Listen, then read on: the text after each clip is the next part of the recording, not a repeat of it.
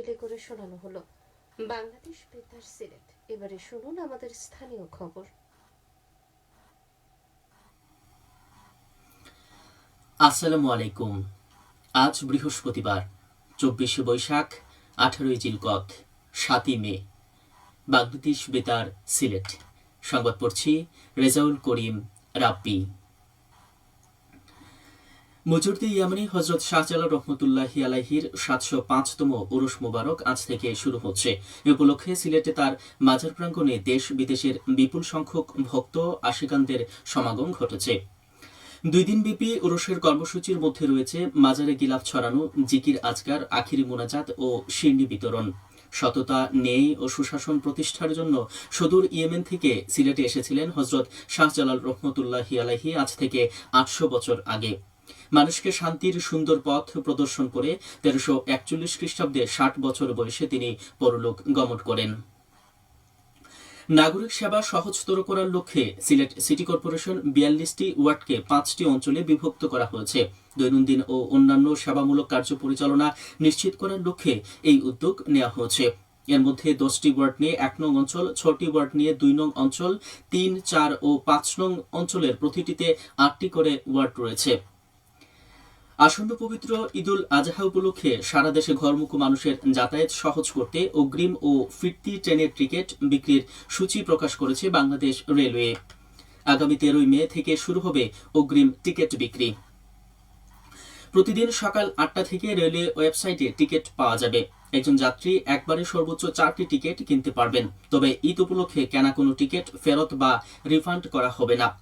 Railway মন্ত্রণালয়ের সূচি অনুযায়ী 13ই মে বিক্রি হবে 23 মের যাত্রার টিকিট, 14ই মে মিলবে 24 মের, 15ই মে 25 মের এবং 16ই মে 26 মের এবং 17ই মে 27 মের যাত্রার টিকিট।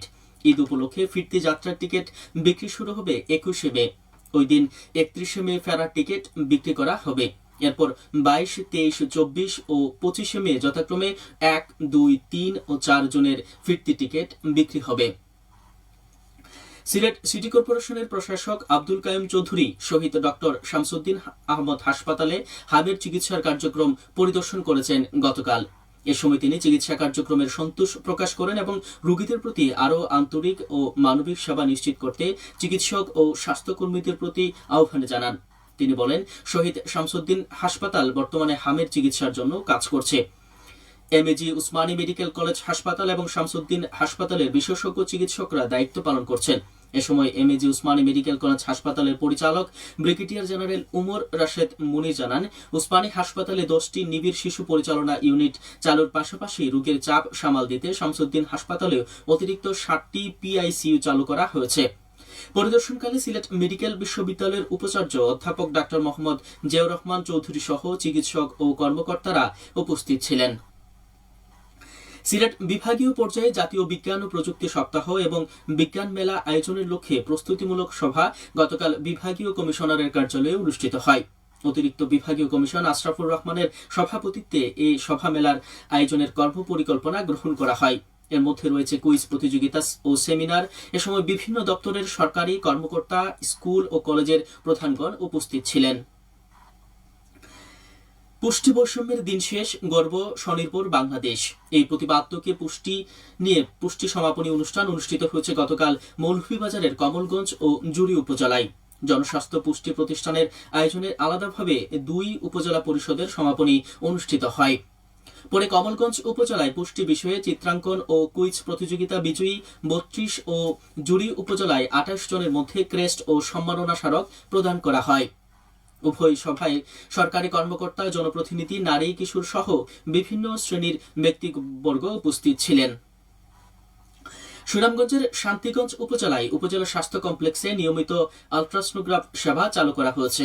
উপজেলা স্বাস্থ্য কমপ্লেক্সের আলট্রাসোনোগ্রাফের পাশাপাশি হাসপাতালে সকল ধরনের ল্যাবরেটরি পরীক্ষাও নিয়মিতভাবে চালু রয়েছে।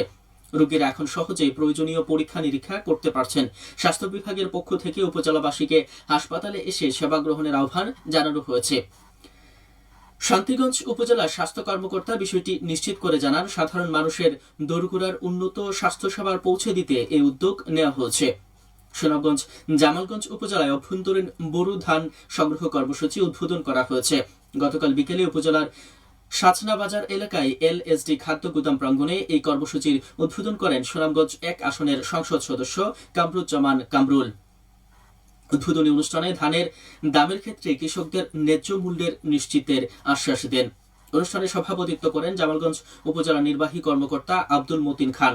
খাদ্য নিয়ন্ত্রণ কর্মকর্তা আব্দুল হান্নান কামালের সঞ্চালনায় বিশেষ অতিথি হিসাবে উপস্থিত ছিলেন উপজেলা সহকারী কমিশনার মিনহাজুল ইসলাম, কৃষি কর্মকর্তা সুমন কুমার সাহা, জামালগঞ্জ থানার অফিসার ইনচার্জ মোহাম্মদ বন্দে আলী সহ স্থানীয় রাজনৈতিক ও সামাজিক নেতৃবৃন্দ।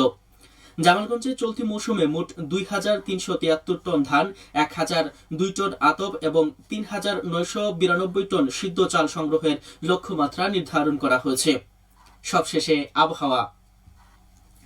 আজ বেলা ১টা পর্যন্ত পূর্বাভাসে বলা হয়েছে সিলেট ও পার্শ্ববর্তী এলাকায় পশ্চিম ও উত্তর পশ্চিম দিক থেকে অস্থায়ীভাবে ঘন্টায় সর্বোচ্চ ৬০ কিলোমিটার বেগে ঝোড়ো হাওয়া বয়ে যেতে পারে। সেই সঙ্গে হতে পারে বৃষ্টি অথবা বজ্রসহ বৃষ্টিপাত। এসব এলাকায় নদীবন্দর সমূহকে ১ নম্বর সতর্কতা সংকেত দেখিয়ে যেতে বলা হয়েছে। আজ সিলেটে সূর্যোদয় হয়েছে ৫টা ১৩ মিনিটে এবং সূর্য অস্ত যাবে সন্ধে ৬টা ২৫ মিনিটে। সংবাদ শেষ হলো। পরবর্তী স্থানীয় সংবাদ প্রচারিত হবে দুপুর ১টা ৫ মিনিটে।